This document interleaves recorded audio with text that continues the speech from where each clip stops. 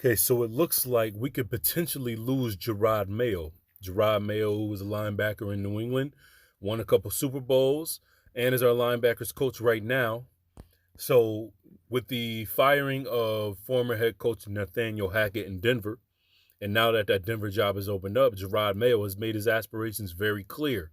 So, before I get into the story, make sure you hit that subscribe button, hit that like button as well for more New England Patriots news. Help us continue to grow our channel. I appreciate you. So we're getting this from NBC Sports Boston, and we're going to read a little bit of this article. And it says the Denver Broncos fired head coach Nathaniel Hackett less than a year after hiring him.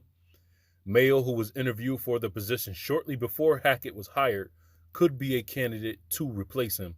And this is being discussed because there's a lot of chatter around the league that's not really a flattering job with the way Russell Wilson has been playing.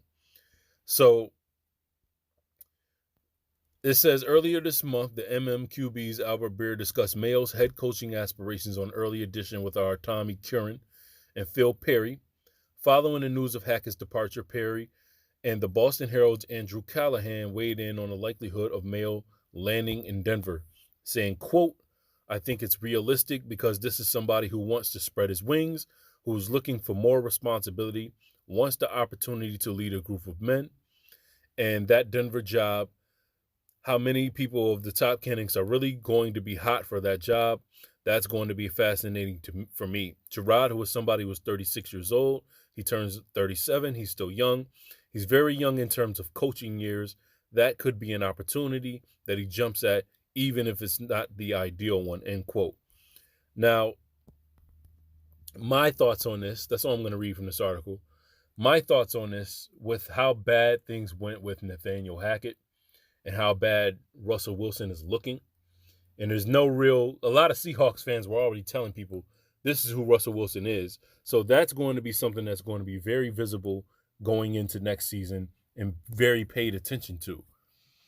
If Jerod Mayo were to get this job, because I don't anticipate that, I think for sure Sean Payton's going to be the number one coaching candidate everybody's going to want to go after. And it might be another person in between him.